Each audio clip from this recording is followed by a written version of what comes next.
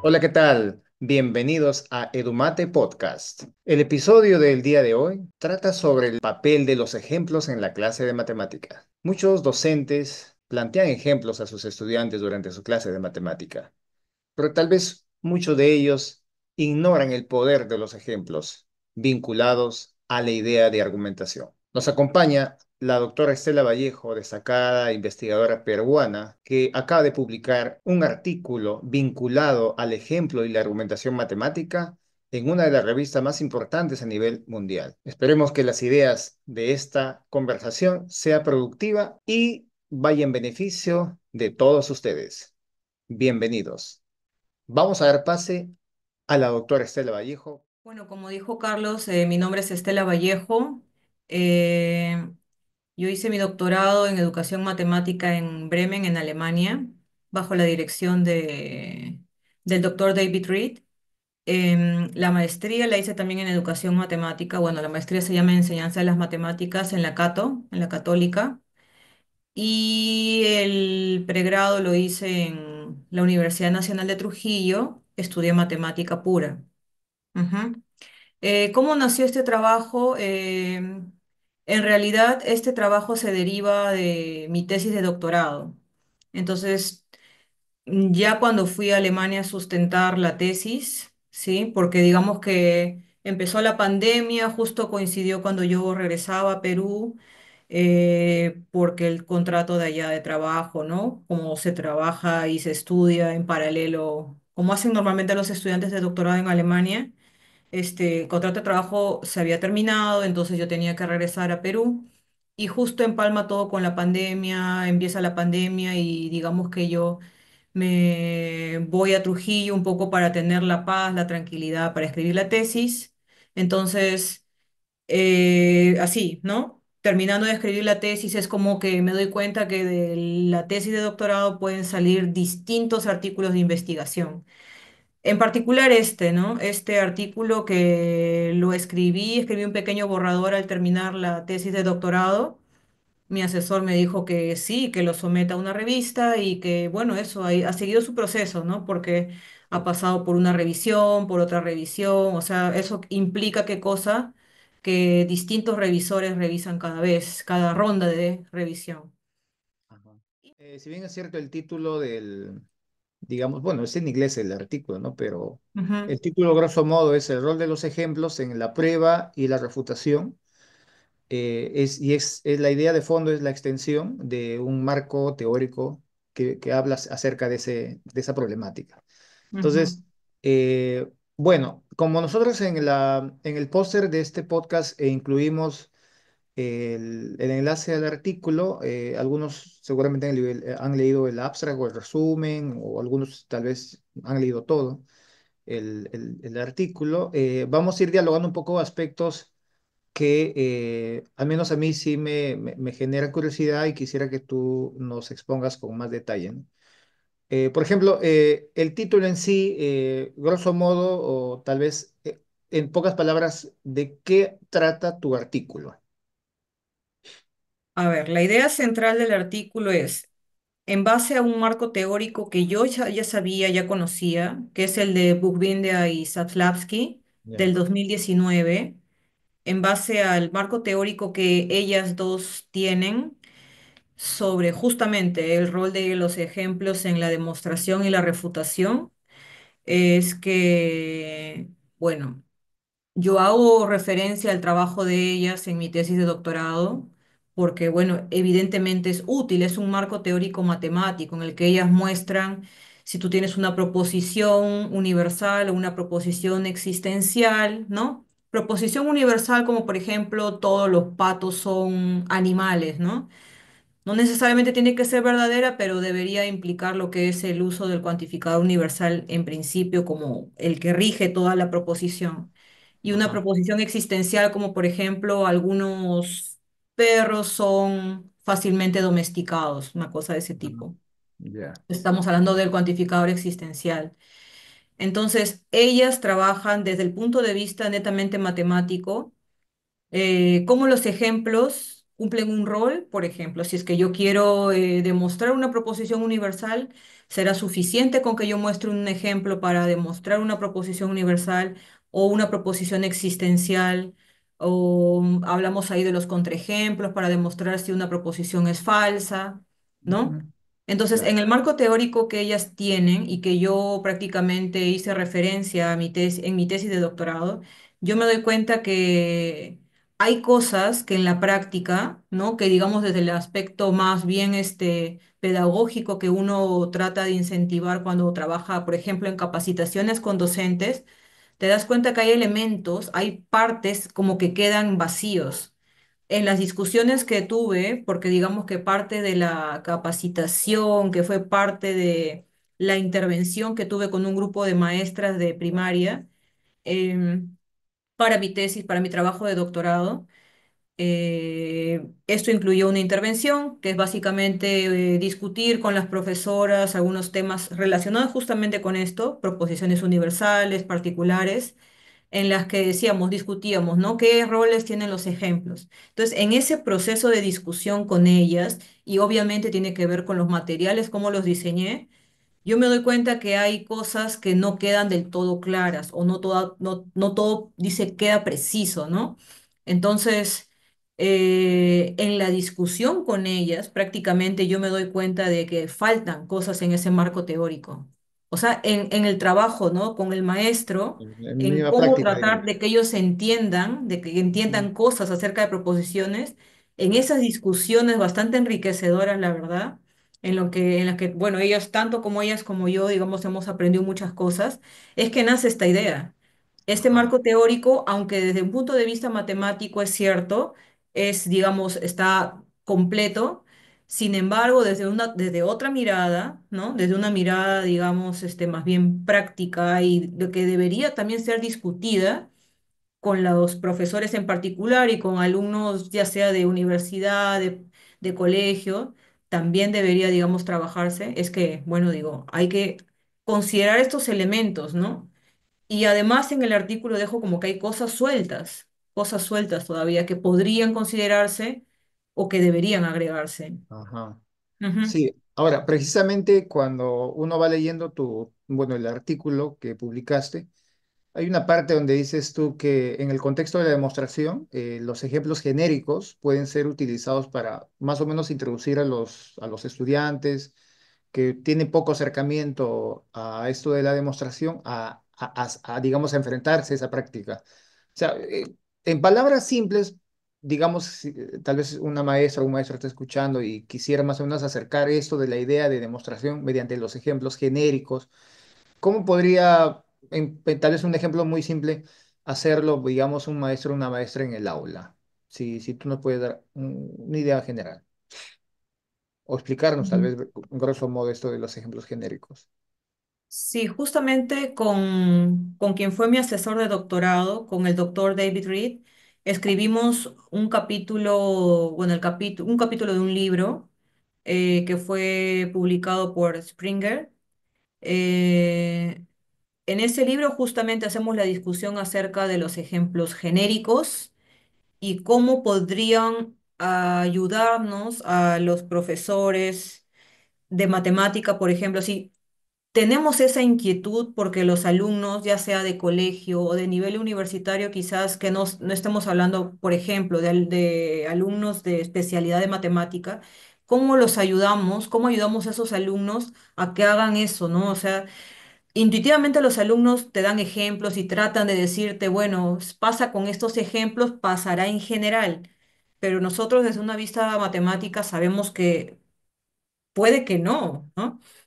Incluso ahí hacemos la discusión de que, te voy a poner un caso. Vamos a imaginar la suma de los 100 primeros números, de los n primeros números naturales. Ajá. Uno más 2 más 3 más 4 más hasta más n. Nosotros como maestros sabemos que eso tiene una formulita, que la formulita es n por n más 1 sobre 2. Entonces, si tú quisieras que tus alumnos entiendan por qué esa fórmula funciona para cualquier n natural, ¿no? Entonces, ¿cómo haces? ¿no? ¿Cómo haces? Claro. Si ellos no están familiarizados con lo que significa la demostración y probablemente, bueno, yo diría más bien casi siempre los profesores no están familiarizados con lo que es la demostración. Em, el ejemplo genérico en este caso podría ser el n igual a 10, ¿ya? Entonces Ah, pensemos en una suma del 1, 2, 3 hasta 10 y en los que tú tratas de, a pesar de que no estás tratando con un n general, con ujú, ese n igual a 10, tú muestras, por ejemplo, un razonamiento en el que dices, voy a sumar del 1 al 10, luego voy a hacer la suma de eso, abajo la suma de 10 al 1, y empiezas a hacer sumas verticales, claro. ¿no? Ajá, Esas sumas cada vez suman 11. ¿Cuántas de esas sumas tenemos? 10 de esas sumas, porque estoy del 1 al 10, 11 veces 10, ¿no? Muy bien, entonces tengo 10 veces 11, pero ojo, ahí hemos hecho la suma que nos pedían originalmente dos veces. Entonces tengo que dividir entre 2 ese resultado, ¿no?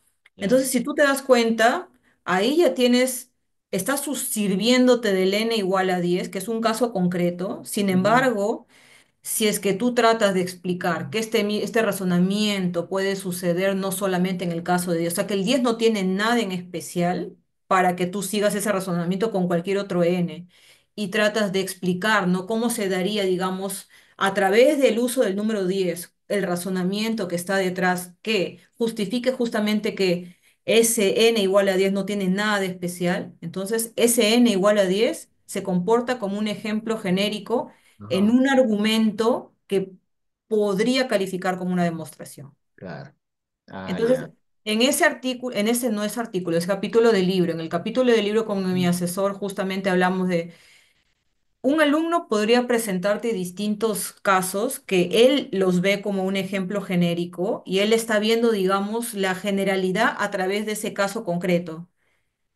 Eh, puede ser. Claro. Pero justo con mi asesor, él vino a Perú en 2015 si no me equivoco. Yo me acuerdo que él, como una anécdota, ¿no?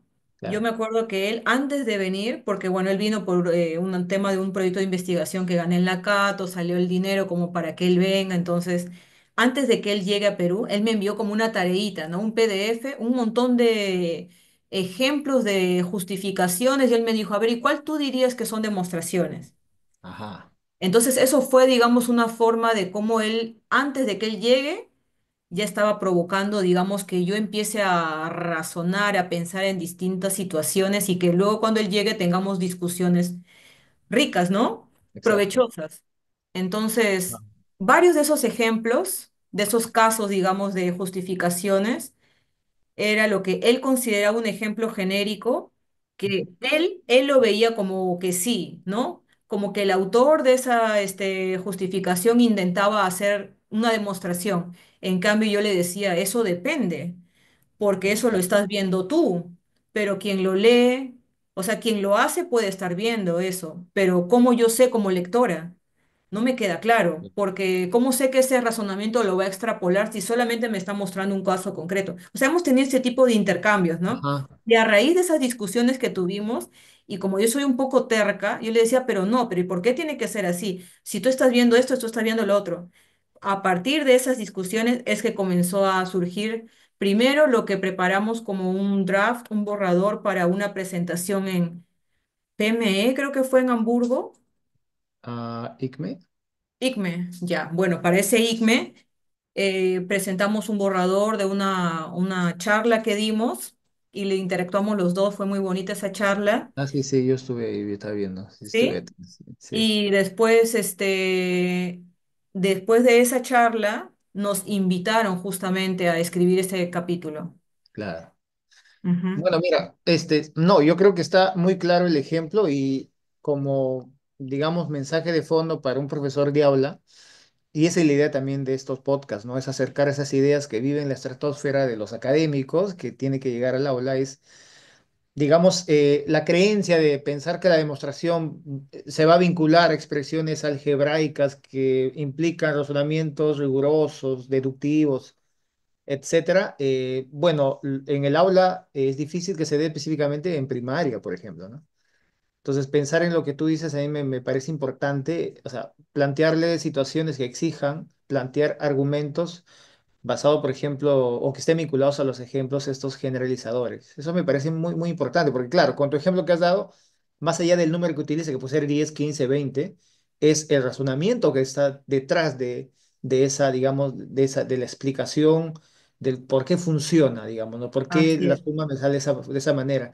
Eso los Mm. maestros deberían, por ejemplo, practicar en clase, ¿no? O sea, no esperar que el niño o el estudiante llegue a una expresión algebraica. Entonces, eso me parece muy importante.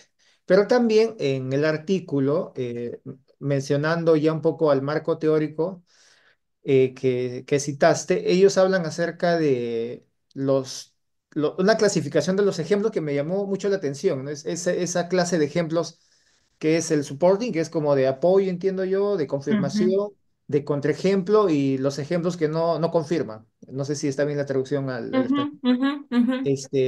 No sé si, grosso modo, nos podrías explicar esto, porque me parece que esta parte, esta clasificación de los ejemplos, ayudaría mucho a un profesor de aula a plantearlos durante una clase o sus clases, por ejemplo.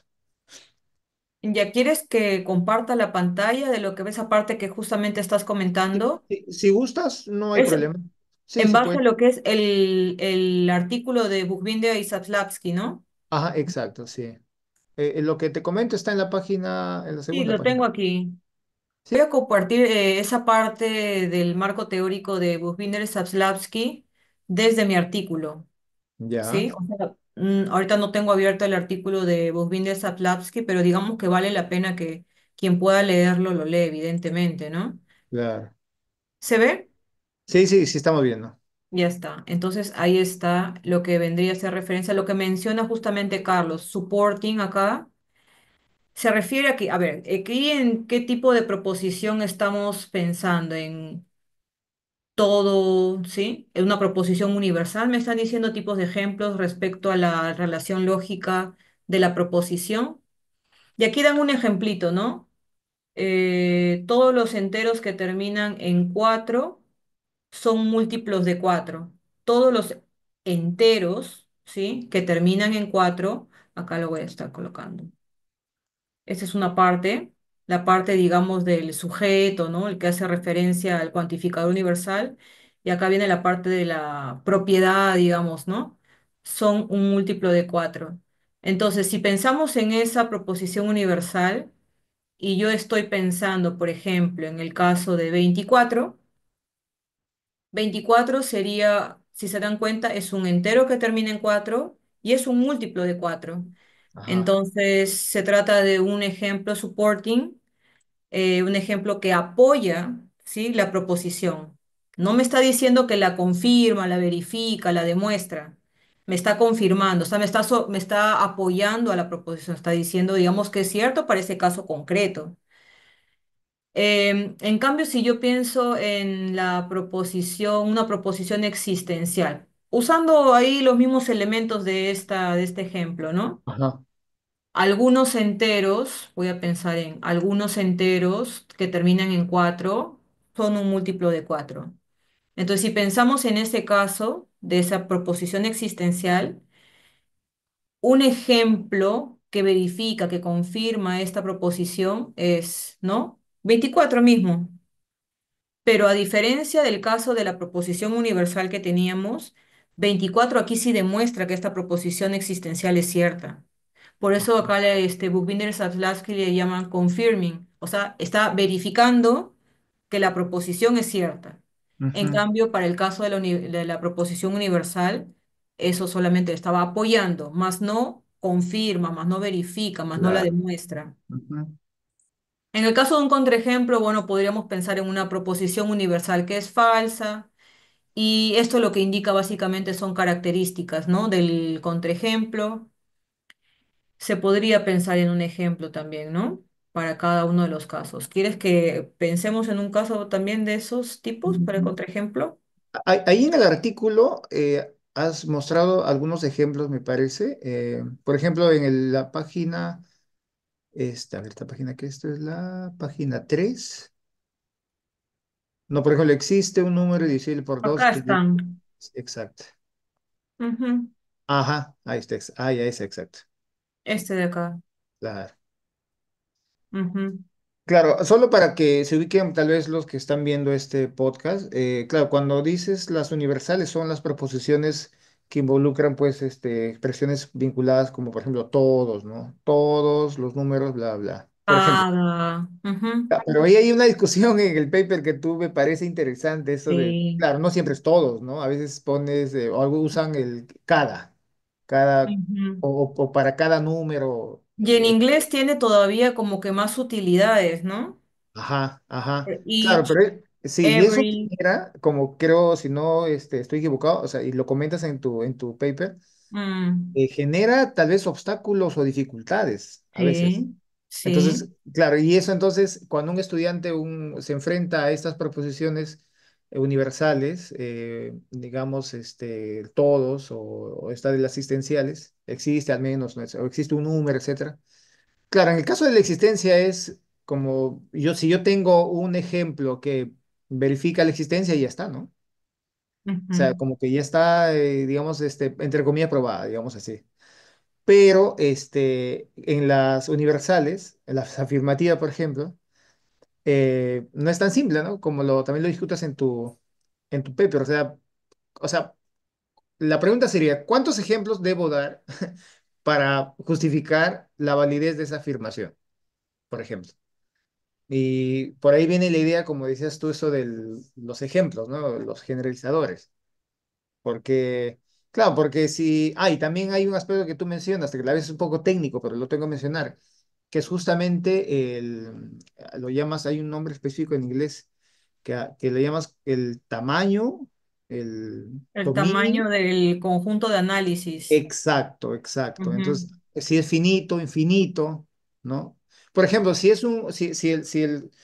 el conjunto de, digamos, claro, tú lo denominas set, ¿no? Set, algo así en Set inglés. of analysis. Exacto. Entonces, si es finito, hablas tú de eso de exhausción, Ujú. que ¿Y cómo se entiendo, traduce eso? ¿Cómo se traduce eso en español? No bueno, sé.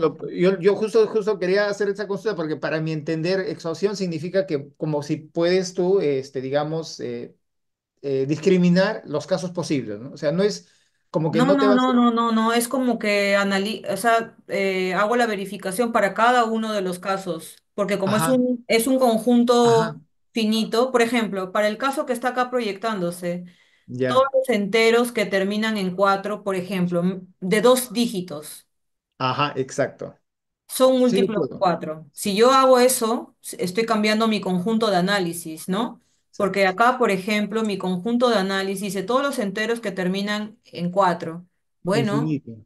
son infinitos, claro. 4, 24, 1004, 200, 1004, 2000, 2.024, ¿sí? Ujú. Pero si yo digo todos los enteros que terminan en cuatro, de dos dígitos, Ajá, ahí ya tenemos una cantidad finita de elementos en mi conjunto de análisis. Así le exacto. llamamos con las profes, ¿no? O sea, en el Ah, momento, ¿a qué me estoy refiriendo? Al conjunto de análisis. ¿Cuál es el conjunto de análisis? ¿Cuántos elementos tiene? Y si ese conjunto es finito, entonces quiere decir que, y si ellas se dan cuenta que es verdadero, es suficiente con que hagan la demostración de cada uno de esos elementos del conjunto de ajá, análisis, ¿no? Y que cumplen que son múltiplos de cuatro. claro. O Ujú. sea, ahí se como que la creencia de que la demostración me va a llevar a analizar infinitos casos no se cumple. En el caso Por de, ejemplo. por Ajá, y ejemplo, esa es una de las observaciones o los elementos que yo estoy señalando como que son sugerencias de cosas que se tienen que discutir también.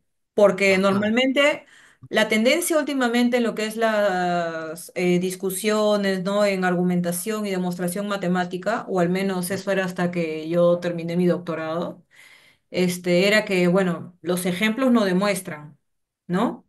Y ujú, empezaba, digamos, de alguna manera a discutirse acerca del rol del ejemplo genérico. Pero entonces cuando trabajamos con las profes, yo hice, digamos, mi experimentación con dos grupos de profes, diferentes años. El primer grupo de profes yo me di cuenta porque por ahí hacían la generalización y decían, no, los ejemplos no demuestran en base al material que yo había diseñado, ¿no? ya, Entonces, porque yo un poco venía así quizás el diseño de mis sesiones, obviamente, ha promovido esa forma de cómo hacer la generalización. Entonces yo dije, para una siguiente experimentación, yo voy a incluir casos en los que más bien el profesor tiene que darse cuenta de, opa, hay casos en los que hay que tener cuidado, ¿no? Porque esto es una generalización muy atrevida todavía. Y por eso es que incluye el caso de proposiciones universales, sí, pero que tienen conjuntos de análisis finitos y que para eso es suficiente con que yo haga la verificación en cada uno de los casos. Que en matemática también se conoce, hay un método de demostración que tú lo has mencionado, ¿no? Opción, exacto. Y que simplemente lo que yo hago en el artículo no es que estoy inventando la pólvora en el sentido de que no estoy diciendo, wow, acabo de descubrir este método de demostración, sino lo que señalo es que este marco teórico de Mukbinder y Sapslavsky, aunque es un marco teórico matemático, entonces yo lo que considero es que en las discusiones con maestros se tiene que incluir este caso concreto que no se contemple en este marco teórico. Es Ajá, una de las cosas. claro. Es una Y de lo las otro, cosas. y sí, me parece que tú incluyes, digamos, otros aspectos. Ujú, Aparte de ello, ¿qué otro aspecto puedes resaltar del aporte que le estás haciendo al marco? ujú. Otro aspecto que yo menciono, si acá nos damos cuenta en el marco teórico de las autoras, ellas consideran proposiciones que son afirmativas. Ah, Y es que normalmente es cierto, normalmente los teoremas en matemática, ¿no? Son proposiciones universales o, bueno, condicional, están escritos en forma condicional o como proposición universal. Si los tengo como condicional, bueno, se puede establecer una equivalencia con una universal, ¿ya? Pero digamos que en las discusiones con las maestras salían ejemplos que ellas también creaban, ¿no? Yo ya tenía contemplado igual trabajar con proposiciones universales negativas. Y ahí había sutilidades que no quedaban del todo claras. Entonces yo digo, ¿por qué no trabajar también este tipo de proposiciones, ¿no? Ahí saltan cosas. Cuando tú empiezas a discutir también, por ejemplo, proposiciones existenciales negativas, o sea, por ejemplo, para el caso equivalente de esta sería, a ver, ¿qué dice acá? Existe un entero que termina en 4 que no es un múltiplo de 4 sería, ¿no? exacto. Esta que nos dan aquí es una existencial afirmativa porque me dicen que existe Existe. un entero que termina en 4 que sí es múltiplo de 4, Ujú, pero su contraparte de una existencial negativa sería existe un entero que termina en 4 que no es un múltiplo de 4. claro, Entonces, eso trae diferencias. En tanto, lo que es la evidencia que yo tengo que mostrar para demostrar, ¿no? La evidencia que yo tengo que dar para demostrar que esto es cierto o que la existencial negativa es cierta. Son diferentes, tienen diferentes características. Entonces, si tienen claro, diferentes características, hay cosas que se tienen que discutir, ¿no? Incluso claro, para demostrar que ellas son falsas. Empieza el juego ahí entre las proposiciones. Es bastante interesante esto, ¿no? Y quizás en otra claro. charla, como te decía, podríamos aterrizar a algo ya más concreto, con ejemplos, ¿no? Ujú, Diapositivas con ejemplos claro. y eso, ¿no? No, no está muy bien. Eso Y es lo otro, una, esa es otra sí, cosa sí, más. adelante. Entonces, eso es uno. Hablamos del conjunto de análisis Ya, y de los elementos, considerando conjuntos de análisis finitos. Y otra cosa habíamos dicho, entonces, proposiciones universales y existenciales afirmativas, pero yo digo, hay que incluir una discusión de las que son negativas también. El otro elemento es, mira, los cuantificadores que yo uso no es trivial, por ejemplo, por más que yo me esté refiriendo a una proposición universal, yo puedo escribir una proposición universal de distintas maneras y todas equivalentes, ¿ah? Sin embargo, eso no es trivial. O sea, quizás nosotros, por la formación matemática que tenemos, nos podemos dar cuenta fácilmente, si esta es una universal, yo la puedo reescribir de manera equivalente de distintas formas. Pero eso quizás para un maestro, ¿no? No es evidente. Entonces, ¿dónde entra a tallar, digamos, esa incertidumbre, ¿no? En el uso del cuantificador. Entonces, va, el significado puede cambiar si es que yo uso el cuantificador todos, si es que yo uso el cuantificador cada, equivalente. Sabemos que son equivalentes finalmente, o si yo quiero escribir como un condicional de repente. Entonces, el significado que toma cada una de esas proposiciones, por más que todas equivalentes, ¿no?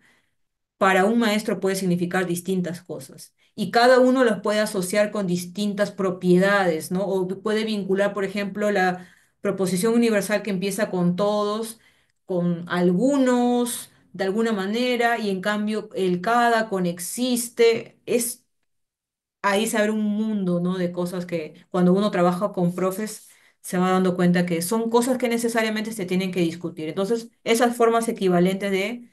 cuantificadores. Sí, Hablo de ahora, esos tres aspectos, no, sí, claro, esos tres aspectos, como lo ha ilustrado, claro, en el artículo está de manera más extensa expuesta, y me parece interesante, con y abre, ejemplos abre también. el debate, ¿no? El debate, como dices tú, en este campo del estudio de la demostración, etcétera.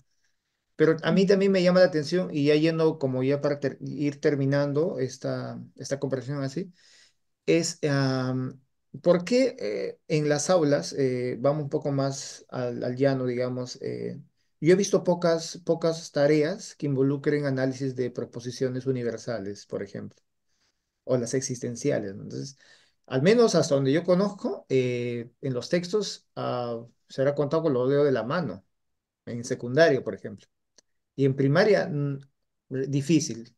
Tal vez en algún caso de probabilidades se puede hablar digamos, de proposiciones universales, pero desde tu perspectiva, eh, digamos, ¿cuál sería el beneficio? Obvio, creo que es obvio el beneficio, pero ¿cuál es el potencial, digamos, de incluir este tipo de proposiciones en la escuela, y o sea, vinculado con el pensamiento matemático del estudiante? O sea, sí, o sea, ¿qué ganaría o sea, o a qué el estudiante puede enfrentarse si es que es expuesto a este tipo de análisis, como tú estás ejemplificando? Que ahora no lo hacen mucho, dicho sea de paso. No, bueno, lo que yo veo es que el potencial está enormemente en que estos alumnos aprendan a ser cada vez más precisos, ¿no? Y que su análisis sea más fino. Porque al notar esas diferencias en cómo, por ejemplo, yo planteo una afirmación, y todo esto está vinculado con que yo planteo una conjetura, o sea, trato de ver, hay un patrón en este conjunto de casos que estoy analizando, se cumplirá siempre para todos los casos, en algunos casos, cuando sí, cuando no, o sea, me enseña, me educa a mi forma de pensar en que, a ver, ¿cómo voy a hacer mi conjetura, ¿no? Y que no solamente eso, sino piense en el lenguaje matemático que no viene directamente del lenguaje cotidiano que usamos. Y de esas cosas también hablo en mi tesis, ¿no? En mi tesis de doctorado, porque está bien, nosotros en nuestra vida diaria usamos cuantificadores. Sin embargo, el significado que estos cuantificadores pueden tener en nuestra vida diaria no son los mismos necesariamente a los que usamos en el lenguaje matemático. Entonces, hay que hacer esas discusiones también, ¿no? Hay que establecer significados de los cuantificadores para este nuevo contexto. Entonces hay que educar en eso para que haya la comprensión, porque si no se hacen este tipo de discusiones, ¿cuál es el problema? Cada quien entiende lo que quiere de una proposición matemática y nosotros sabemos que los teoremas, lo que le llamamos en el cole se llama propiedades, ¿no? Las propiedades, son proposiciones en el fondo. Normalmente son proposiciones universales, pero cuando tú empiezas a discutir, ¿no? ¿Cómo demuestro o cómo refuto una proposición universal? Entonces ahí empiezan a saltar las proposiciones, o Ah, universales o existenciales, porque ellas están vinculadas, como con la veracidad y la falsedad. Entonces, ajá, eso lo voy a dejar ahí porque hay ese vínculo y eso invita a que veamos casos más concretos donde yo les pueda mostrar claro. justamente cuál es ese vínculo que amarra esos dos tipos de proposiciones. No, exacto. Bueno, yo creo que ha sido muy interesante compartir tus ideas. Bueno, queda abierta la posibilidad de tal vez tener una charla adicional más adelante, pero también vamos a incluir en la descripción de este podcast los enlaces a las referencias que has hecho mención, ¿no? Tu tesis, el libro publicado con David Reed, y tal vez algún material adicional que tú puedas recomendar. Me lo envías, lo publicamos para que los maestros profundicen más en esto que me parece supremamente importante, como lo has dicho, ¿no? Porque al final, Ujú. si el estudiante no identifica, o sea, y digamos, no se apropia del análisis de las proposiciones, se está aprendiendo las propiedades de memoria. O sea, Y ¿no? sin entenderlas, Carlos. Exacto, sin entenderle, exacto. Entonces, Y muchas y veces eso viene, los profes, ¿no? Van al salón, dan las propiedades, pero no entienden que en el fondo están trabajando con proposiciones universales y se pierden el significado de esas discusiones con los alumnos, que el mensaje de fondo es que entiendan. En exacto, matemática lo que se debe buscar es que entiendan y uno exacto. tiene que ir a las raíces, ¿no? ¿Qué estás Ujú. diciendo? Tengo que entender lo que estás diciendo, me estás preguntando. De otro modo, ¿qué voy a decir? Cualquier cosa. Ujú. Claro. Y también que se acerquen a la demostración. Por ejemplo, con los ejemplos que tú has mencionado, ¿no? O sea, el uso de los ejemplos me parece pertinente para acercar al estudiante o encaminarlo a la demostración más Ajá. formalista, Ujú. que no siempre, y lo dices en la parte final, en la discusión de tu trabajo, de tu paper, es Ujú. que justamente esa creencia del estudiante de que no es posible que él haga una demostración porque es muy abstracto, porque tengo que llevar a una expresión algebraica, eso se cae cuando uno le da la importancia a los ejemplos, ¿no? Que es lo que has A los mostrado. ejemplos genéricos, por Los ejemplo. ejemplos genéricos, Ujú. exacto. Ujú. Ujú. Muy bien. No, gracias, Estela. Yo creo que ha sido fantástico y vamos a... Gracias a ti, Carlos, y más bien me alegra, como te digo nuevamente, que hayas creado este espacio, porque mira, tengo este paper, no sé si realmente será difundido acá en nuestro país, pero yo sé que sí, digamos en otros países, porque está en vitrina por la revista, ¿no? O sea, la revista es Ujú. altamente conocida en la comunidad de educación matemática a nivel internacional.